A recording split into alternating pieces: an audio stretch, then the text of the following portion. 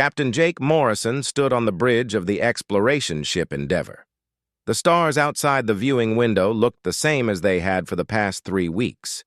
His crew was getting bored with their patrol mission in the Outer Rim territories. Nothing ever happened out here. "Captain, I'm picking up something strange," said Tony Rodriguez from his position at the communications station. The young man had been with the crew for 2 years and rarely got excited about anything. Jake walked over to Tony's station. "What do you have?" "It's a distress signal, but it's very weak. The transmission is coming from an uncharted system about 6 light-years away." Dr. Lisa Carter looked up from her science station. She had been studying star charts for most of the morning. "That system isn't on any of our maps.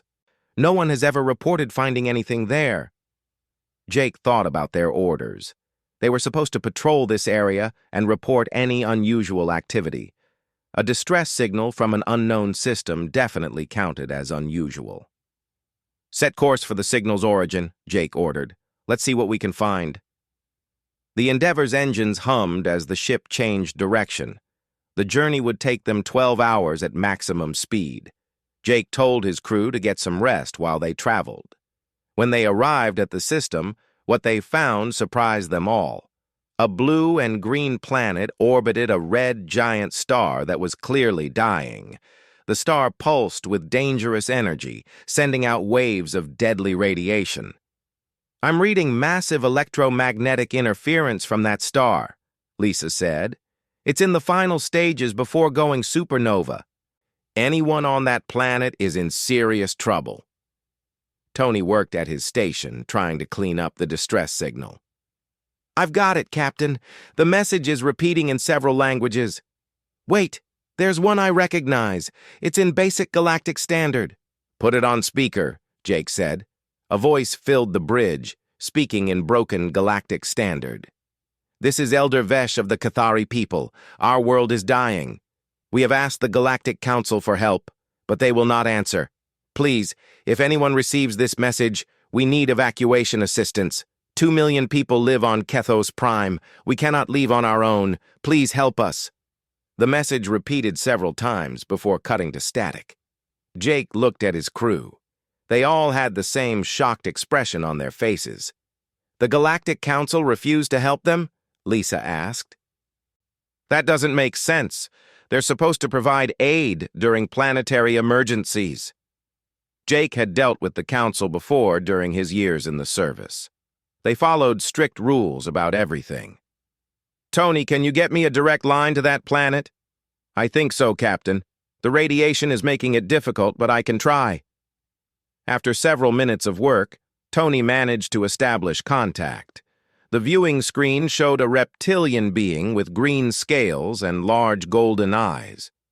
The creature wore simple robes and looked very old. "I am Elder Vesh," the being said. "Are you here to help us?" "I'm Captain Jake Morrison of the Earth ship Endeavor. We received your distress call. Can you tell me more about your situation?" Elder Vesh's shoulders slumped with relief. "Our star began dying 6 months ago. We sent messages to the Galactic Council asking for evacuation ships. They reviewed our request and said we do not qualify for assistance." "Why would they say that?" Jake asked. "The Council said we have not contributed enough technology to galactic civilization. We are farmers and artists, not scientists or engineers. They said their resources must go to more important species." Lisa moved closer to the screen. "How long do you have before the planet becomes uninhabitable?" "Our scientists estimate 3 months, maybe less. The radiation levels grow stronger each day. Many of our people are already getting sick." Jake felt anger building in his chest. He had seen the Council's cold bureaucracy before, but this was different. They were letting an entire civilization die because they didn't consider them useful enough. "Elder Vesh, how many ships do you have?" "We have farming vessels and short-range transports, but nothing that can travel between stars. We never needed such technology before this crisis." "What about other worlds in your system? Can you relocate temporarily?" "There are no other suitable planets. Kethos Prime is our only home. Jake looked at his crew. Tony was shaking his head in disbelief. Lisa was already running calculations on her computer. They all knew what had to be done. Elder Vesh, I'm going to contact my government. We'll find a way to help you. The council has forbidden any species from interfering in their decisions, Elder Vesh warned. You could face punishment for helping us. Let me worry about that, Jake said. In the meantime, I'm ordering my ship to remain in your system. We'll monitor the situation and provide whatever assistance we can. After ending the communication, Jake turned to Tony. Send an encrypted message to Earth Command. Mark it urgent priority. Tell them we've found a civilization facing extinction and the Council has abandoned them. Yes, sir, Tony replied. Lisa walked over to Jake. Captain, if we get involved in this, there's no going back. The Council doesn't forgive species that defy their authority. Jake looked out at the dying planet below. Somewhere down there, 2 million innocent people were waiting to die because they weren't considered valuable enough to save. Then it's a good thing humans have never cared much about following stupid rules, Jake said. We're staying here until help arrives or until every last Cathari is safe. The Endeavor settled into orbit around Kethos Prime. Jake knew they had just started something that would change everything.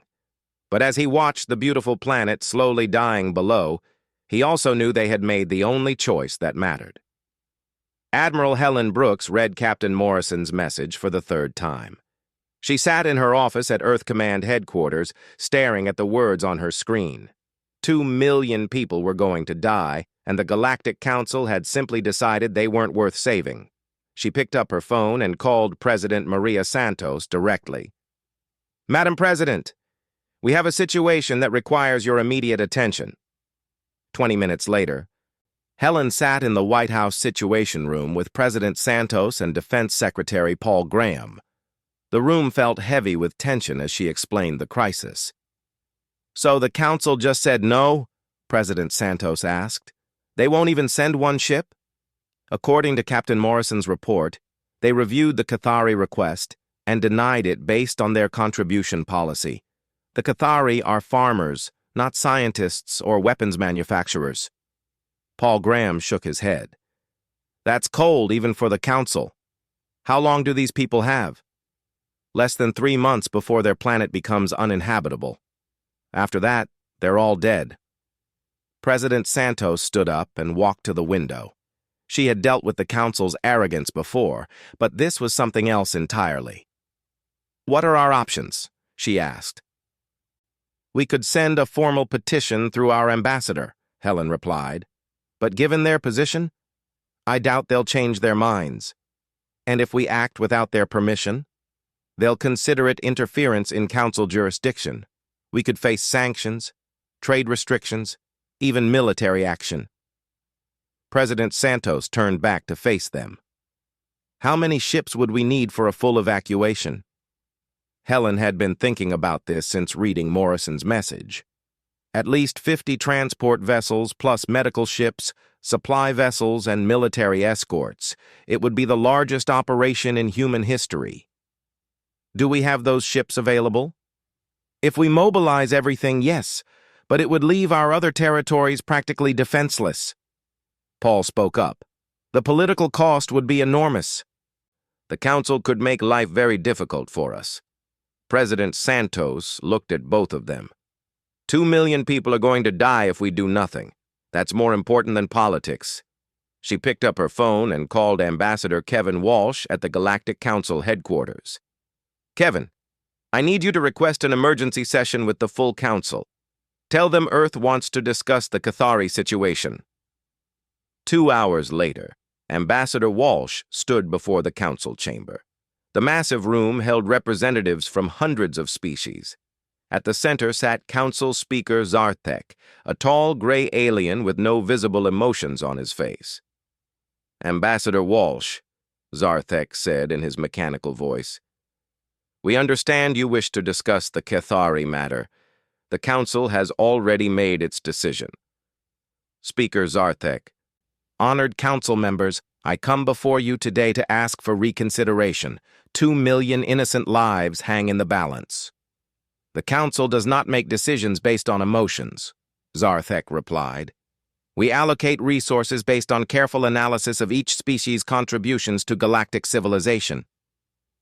The Cathari are peaceful farmers who have never harmed anyone. Surely their lives have value regardless of their technology level. A hegemony representative stood up. Ambassador, your species is young and does not understand how the galaxy works. We cannot save every primitive civilization that faces extinction. These aren't primitives, Walsh said, his voice rising. They're people. They have families, children, dreams for the future. They are inefficient, Zarthek stated flatly. Their resources would be better used supporting species that advance galactic progress. Ambassador Walsh realized he was wasting his time. The Council had made up their minds long before he arrived. Then humanity formally requests permission to provide assistance to the Cathari ourselves. Request denied. The Cathari system falls under Council jurisdiction. Any interference will result in sanctions. Walsh left the chamber knowing he had failed. When he reported back to Earth, President Santos called another emergency meeting. The Council won't budge, Walsh explained. They've threatened sanctions if we interfere. President Santos looked around the room at her advisors. I need honest opinions. What happens if we ignore the Council and save these people anyway? Defense Secretary Graham spoke first. They'll probably impose trade restrictions and freeze our assets in Council space. Some species might be pressured to cut diplomatic ties with us.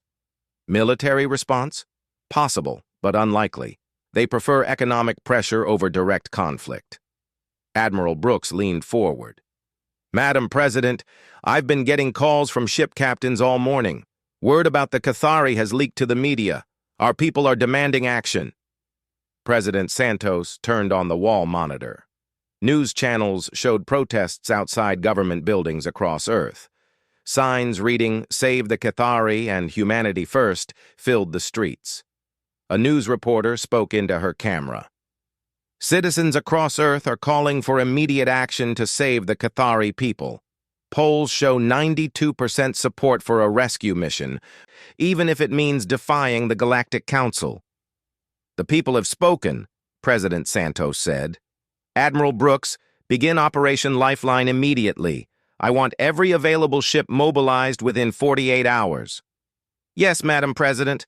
What about Council retaliation? Let me worry about that. Your job is to save 2 million lives. News of the operation spread quickly through human space. Within hours, volunteers were flooding recruitment centers. Commercial shipping companies offered their vessels for conversion to refugee transports. Danny Warren, the billionaire owner of Warren Industries, called Admiral Brooks directly. Admiral, I'm converting my entire merchant fleet for refugee transport. My ships will be ready in 36 hours. Engineer Amy Foster organized teams of civilian volunteers to modify cargo holds into temporary living quarters. We can house 50,000 refugees if we work around the clock, she told Brooks. Captain Ryan Phillips of the transport vessel Liberty volunteered his ship immediately. My crew is ready to leave as soon as you give the word, Admiral. Dr. Susan Hayes prepared her medical ship Mercy for the largest humanitarian operation she had ever seen. Her staff worked frantically to stock medical supplies for treating radiation poisoning. As the fleet assembled, President Santos recorded a message to the galaxy. She sat behind the presidential desk, looking directly into the camera. People of the galaxy, humanity has learned of a terrible tragedy unfolding in the Kethos system. 2 million innocent people face extinction, and the Galactic Council has chosen to abandon them. She paused, letting her words sink in. Today, humanity chooses differently. We reject the idea that any civilization's worth can be measured by their technology or their usefulness to others. Every thinking being has the right to live and dream of tomorrow. We go to Kethos Prime not as conquerors or politicians, but as neighbors responding to neighbors in need. The Council may have jurisdiction over star charts and trade routes, but they have no authority over human conscience. The message played on news networks across the galaxy. Some species praised humanity's courage. Others worried about the consequences of defying the Council. In human space, the response was immediate and overwhelming. Ships, supplies, volunteers, and donations poured in from every colony and outpost. Admiral Brooks stood on the bridge of her flagship Terra Nova as the massive fleet prepared to depart. 53 ships of various sizes filled the space around Earth. It was beautiful and terrifying at the same time. "Admiral, all ships report ready for departure," her communications officer announced. Brooks opened a channel to the entire fleet. "This is Admiral Brooks. Today we embark on a mission that will define who we are as a species. We go to save people who cannot save themselves. Whatever the cost, we will not fail them." The fleet engaged their faster-than-light drives and disappeared into the darkness, racing toward a dying world and an uncertain future. Fleet Admiral Charlie Mason watched through his bridge windows as the massive human fleet dropped out of faster-than-light travel around Kethos Prime. 53 ships filled space around the dying planet. The sight would have been impressive if not for the terrible reason they were here. "Admiral, planetary scans show the radiation levels have increased significantly since Captain Morrison's first report," his science officer announced. "The Cathari don't have 3 months anymore. They have maybe 6 weeks before the planet becomes completely uninhabitable." Charlie opened communications to Elder Vesh on the planet's surface. The old Cathari looked even more tired than before. Dark patches on his scales showed early signs of radiation sickness. "Elder Vesh, this is Fleet Admiral Mason. We're here to get your people to safety." "Admiral, we did not expect so many ships. How can we ever repay such kindness?" "You don't need to repay anything. We're here because it's the right thing to do. Now let's get started." Charlie turned to his fleet coordinators. "Begin Operation Lifeline immediately. Medical teams to the planet's surface. Transport ships to establish orbital pickup points. Engineering teams start building temporary housing platforms." The operation began like a carefully planned dance. Medical ships led by Dr. Rachel Stone descended to the planet's surface to treat Cathari suffering from radiation poisoning. Her teams worked quickly to set up field hospitals in major population centers. "The radiation damage is worse than we expected," Dr. Stone reported. "Many Cathari are already showing severe symptoms. We need to prioritize the sickest patients for immediate evacuation." Engineer Ben Collins supervised construction of massive orbital platforms to house Cathari who couldn't be immediately transported to new worlds. His construction crews worked around the clock as automated systems assembled the temporary structures. "Platform Alpha will be ready in 18 hours, Ben reported. "It can house 50,000 refugees temporarily. Platform Beta will follow 12 hours later."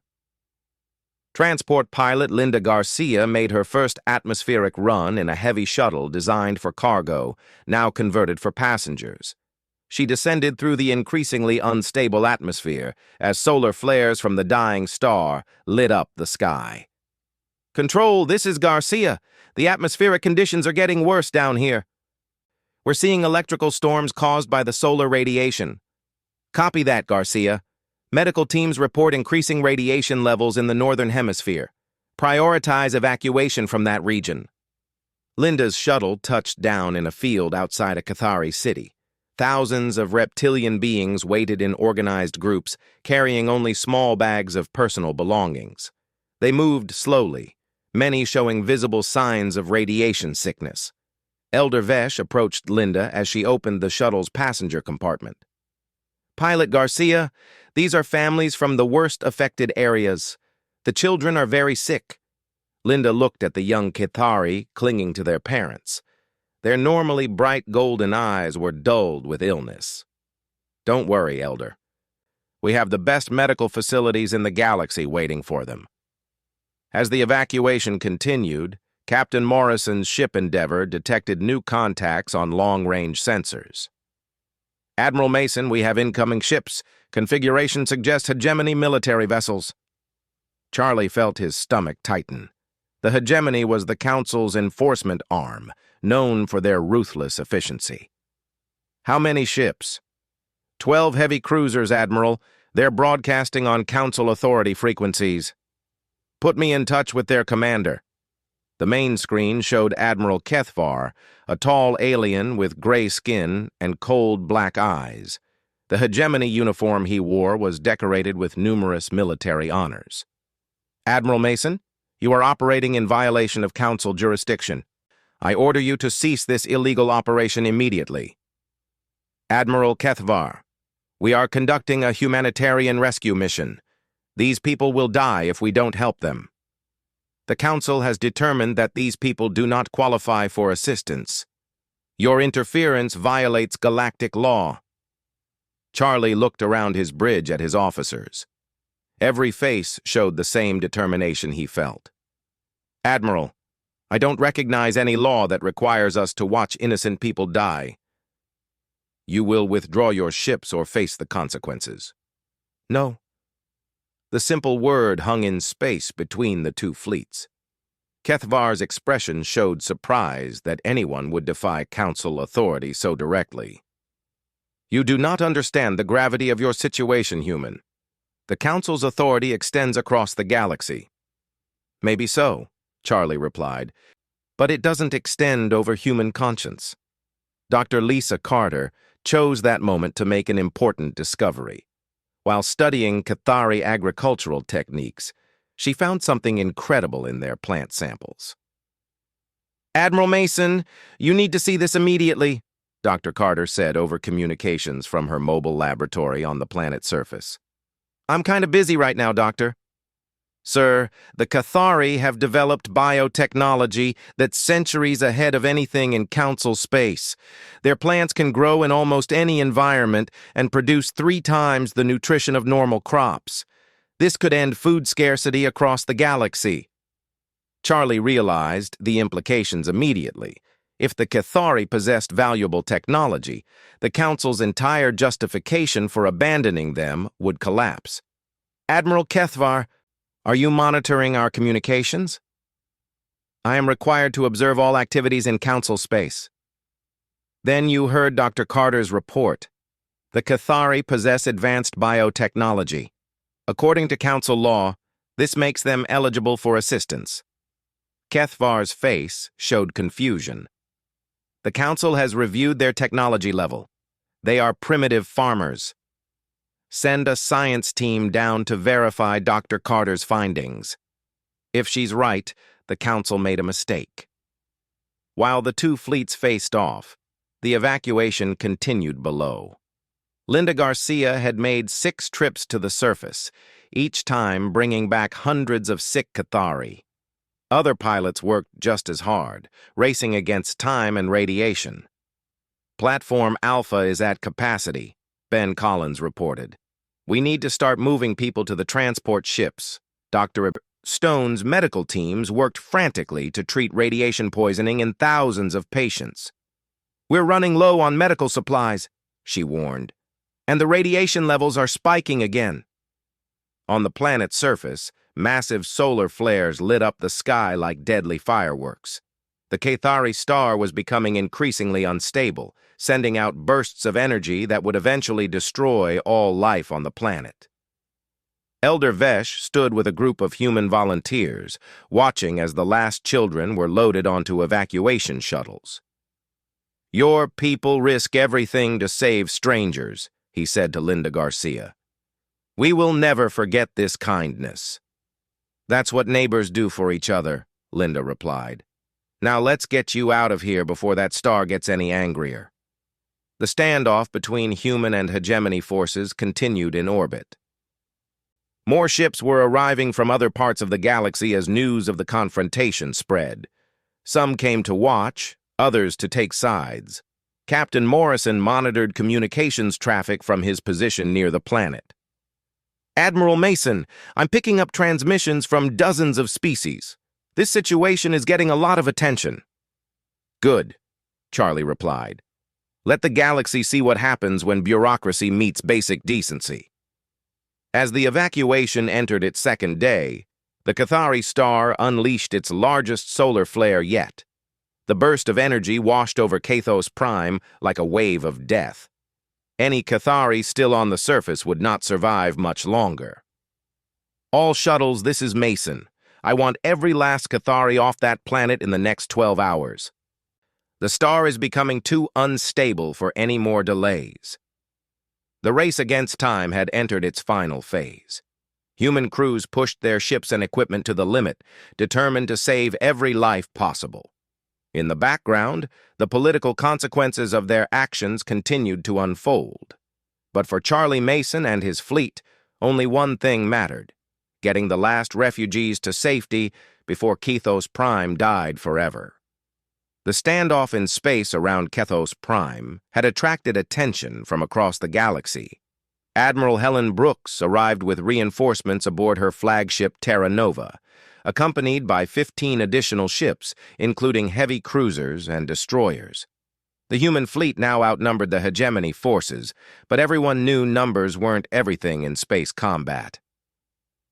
Captain Greg Martinez commanded the Terra Nova's bridge crew as Admiral Brooks took overall command of the situation. The tension was so thick, it felt like breathing through mud. Admiral Kethvar, this is Admiral Brooks of Earth Fleet Command. I'm ordering you to stand down and allow our humanitarian mission to continue. Kethvar appeared on the main screen, his expression showing barely controlled anger. Admiral Brooks, you humans seem to think you can ignore galactic law whenever it suits you. We ignore laws that require us to watch innocent people die. Call it a character flaw. More ships continued arriving as news of the confrontation spread through galactic communication networks. The Vorthon Empire sent a small observation fleet led by War Commander Thex. The militaristic Vorthons rarely involved themselves in council politics, but they respected strength and were curious about human determination. Director Krex of the Merchants Guild brought 3 cargo vessels and made it clear he was interested in whatever valuable technology the Cathari might possess. The Guild cared little about politics, but they never missed a business opportunity. Independent news crews from several species broadcast the confrontation live across the galaxy. The images were powerful. Massive human ships working desperately to evacuate a dying world while council forces tried to stop them. On Earth, President Santos watched the coverage from the White House Situation Room. Public support for the operation remained overwhelming, but she knew the political costs were mounting rapidly. Madam President, we're receiving formal protests from 18 council member species, her chief of staff reported. They're demanding we withdraw immediately. What about support? 12 species have privately expressed admiration for our actions, but only 3 have offered public support. Most are afraid of council retaliation. President Santos made a decision that would change human relations with the galaxy forever. She walked to the White House press room and faced the cameras. My fellow humans and friends across the galaxy, today I announce a fundamental change in Earth's position regarding galactic politics. She paused, knowing her next words would have consequences for generations. Earth formally withdraws from council jurisdiction over humanitarian matters. We will no longer seek permission to save lives when time is critical. Any species facing extinction may request assistance directly from humanity, regardless of their political status or technological level.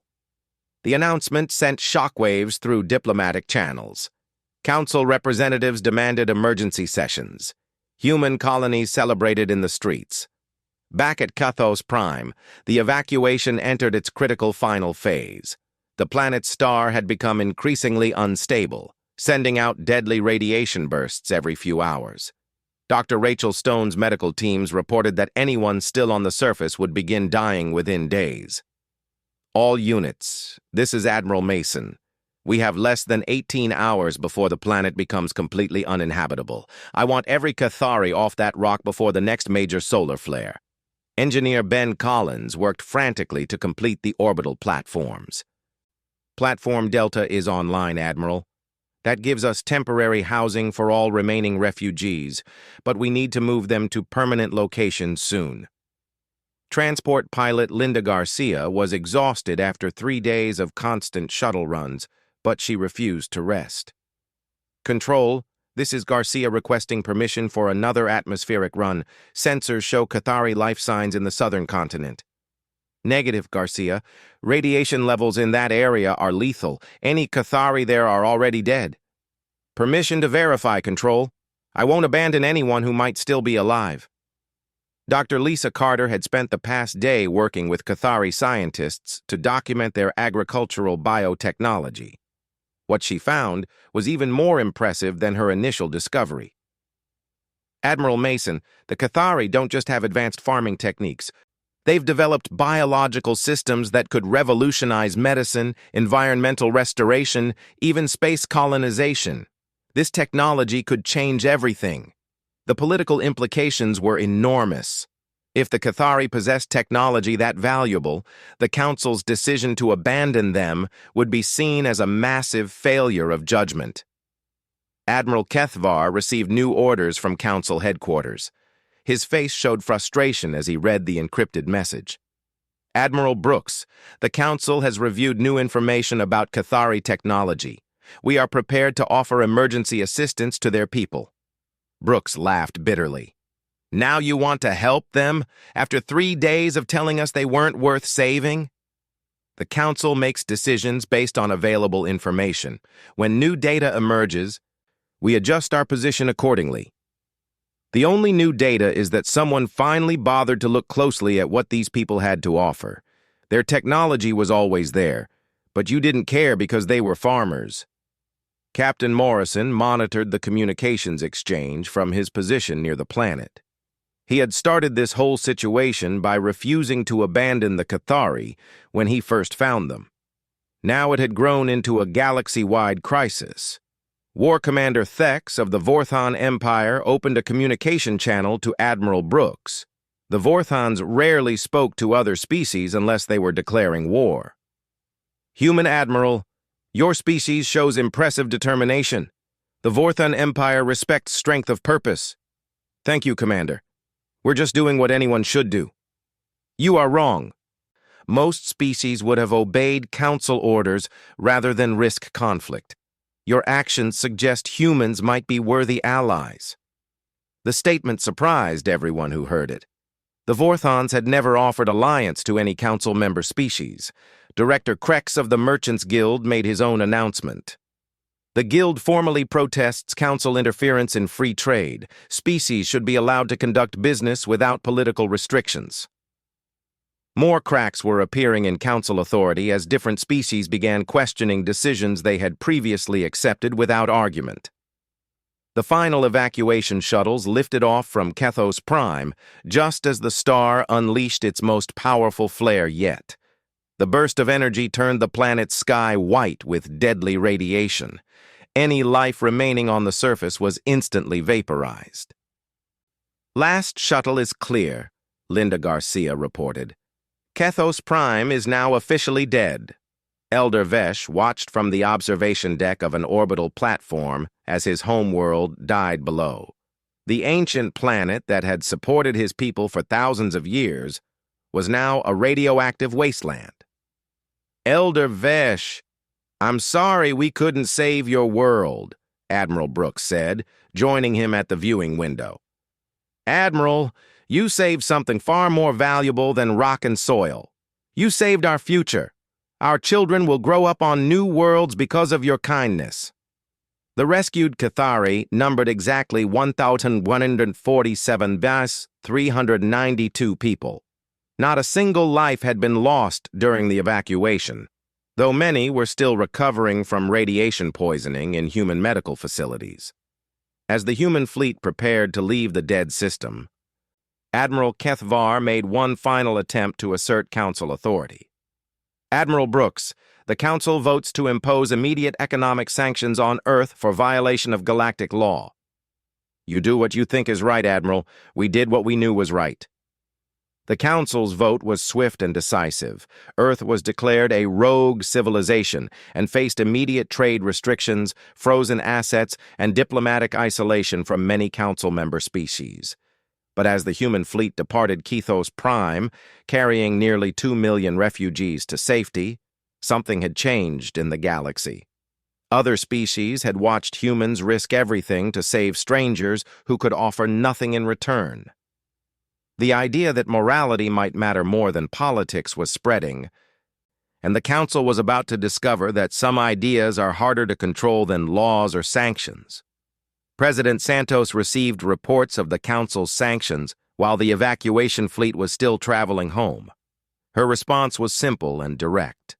Let them impose their sanctions. History will judge who chose correctly when innocent people needed help. The galaxy was about to learn that humanity had no intention of backing down from their new position.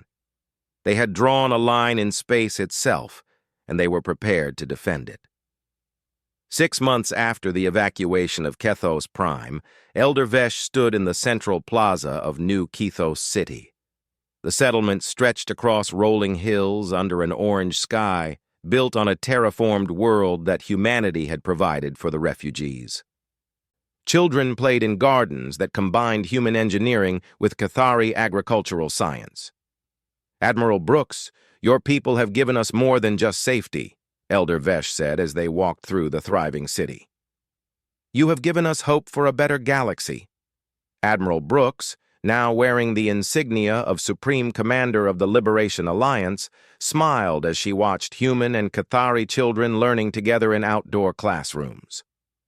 Your people have given us something valuable, too.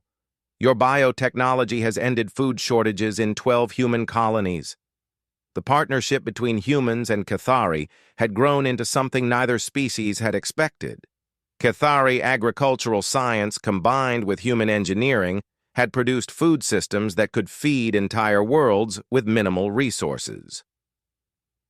The technology was already being shared freely among Alliance member worlds.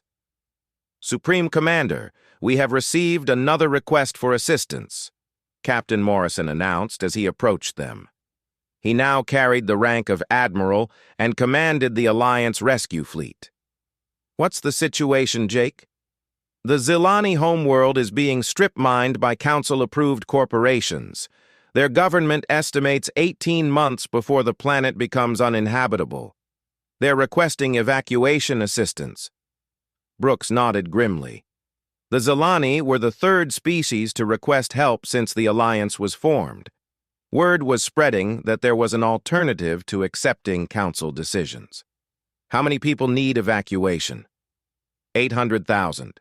The good news is they have some space transport capability, so we wouldn't need to carry everyone ourselves. The Liberation Alliance had grown steadily since its founding.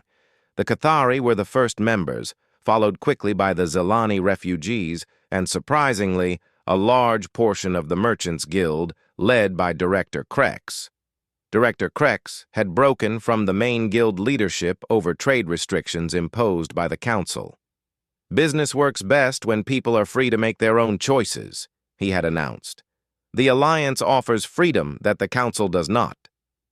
War Commander Thex of the Vorthon Empire had also brought his forces into the Alliance after growing tired of Council interference in military matters. The Vorthons were natural warriors who respected strength and honor above political convenience. President Santos addressed the Alliance Council from Earth via communication link.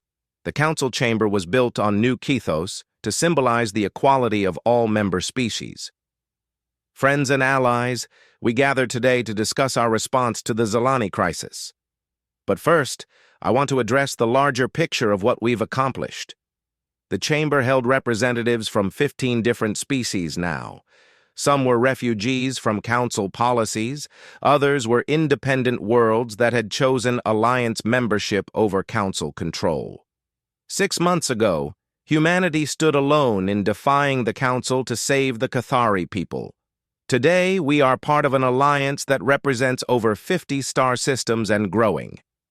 Elder Vesh spoke next from his position as rotating alliance chairman. The Charter of Sapient Rights that we have established guarantees assistance to any species facing extinction, regardless of their political status or technological contribution. This charter represents our fundamental values. Admiral Brooks provided the military report. Alliance Defense Fleet now numbers over 200 ships from 6 different species. We have mutual defense agreements that guarantee protection for all member worlds. The Alliance had faced several tests of strength since its formation. When Council forces tried to blockade Zilani refugee transports, Alliance warships had escorted them to safety. When economic sanctions were imposed on Alliance trade, member worlds had simply increased commerce with each other. Captain Greg Martinez commanded one of the new Alliance patrol ships, the Freedom's Edge. His mixed crew of humans, Cathari and Zilani, worked together seamlessly, representing the cooperation the Alliance was trying to promote. Control. This is Martinez. We're approaching the Hegran system where we received reports of Council harassment of independent traders. Copy that, Martinez. Rules of engagement are defensive only unless fired upon. The patrol found Council ships stopping and searching merchant vessels without justification. Martinez opened communications with the Council commander. This is Captain Martinez of the Alliance vessel Freedom's Edge. You are operating in violation of free navigation agreements. This is Captain Veltar of the Council Enforcement Division. This system falls under Council jurisdiction. The Hegran system is independent territory. These merchants have every right to free passage. The confrontation ended when the Council ships withdrew rather than risk open conflict with Alliance forces. Such incidents were becoming more common as the Alliance expanded its protection of independent worlds. Dr. Lisa Carter had established the Alliance Science Institute on New Kethos, where researchers from all member species worked together on projects that benefited everyone. Her current project involved combining Cathari biotechnology with human medical science. We've developed treatments for radiation poisoning that are 90% more effective than anything previously available, she reported to the Alliance Council. We're also working on biological systems that can restore damaged ecosystems. The Institute represented everything the Alliance stood for: cooperation instead of competition, sharing knowledge instead of hoarding it, and using science to help people instead of just advancing political power. Engineer Amy Foster had become the Alliance's chief of refugee resettlement. Her teams had successfully relocated over 3 million people from various crises across the galaxy. The latest evacuation from the Tolar system is complete, she reported. Their sun went nova earlier than expected, but we managed to save 97% of the population. Danny Warren, now serving as Alliance Minister of Commerce, had revolutionized how member worlds traded with each other. Alliance internal trade has increased by 400% since we eliminated Council regulatory barriers. Our economy is growing faster than anyone predicted. The success was drawing attention from across the galaxy. More species were requesting Alliance membership every month, seeking the freedom and protection that Council membership couldn't provide. But success also brought new challenges. The Council had started pressuring neutral worlds to reject Alliance trade agreements. Some species were being forced to choose sides in what was becoming a galaxy-wide political divide. President Santos called another emergency session as reports arrived of Council military buildups near Alliance territories. Intelligence suggests the Council is planning some kind of major action against us, she announced to the Alliance leadership. They've been moving ships and supplies for weeks. Elder Vesh looked around the Council chamber at the faces of his allies. 6 months ago, his people had been waiting to die on a radiation-poisoned world. Now they were part of something that was changing the balance of power in the galaxy. Whatever the Council plans, we will face it together, he declared. Admiral Brooks agreed. The Alliance Defense Fleet is ready for anything they might try. As if summoned by their conversation, Communications Officer Tony Rodriguez announced incoming priority messages from multiple sources. Supreme Commander, we're receiving distress calls from the Cathara system. Their planet is facing ecological collapse. And the Council has denied assistance because they refuse to accept strip mining rights for Council corporations. Brooks looked around the Council chamber. Every face showed the same determination that had driven humanity to save the Cathari 6 months earlier. Admiral Morrison, prepare the rescue fleet for immediate deployment. We have people to save. Yes, ma'am. How many ships? All of them. As the Alliance fleet prepared for another rescue mission, President Santos made one final statement to the Council. The galaxy has learned that when innocent people need help, they can count on the Alliance. The Council may have more ships and older alliances, but we have something they can never match: the absolute certainty that what we're doing is right. The fleet departed New Kethos bound for another crisis, another chance to prove that cooperation was stronger than control, that compassion mattered more than politics.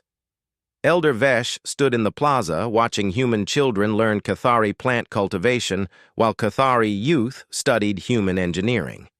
This was the future they were building, a galaxy where species worked together instead of competing, where every life had value regardless of technological advancement. The Council might have more resources, but the Alliance had something far more powerful: the belief that every thinking being deserved the chance to dream of tomorrow. The galaxy would never be the same.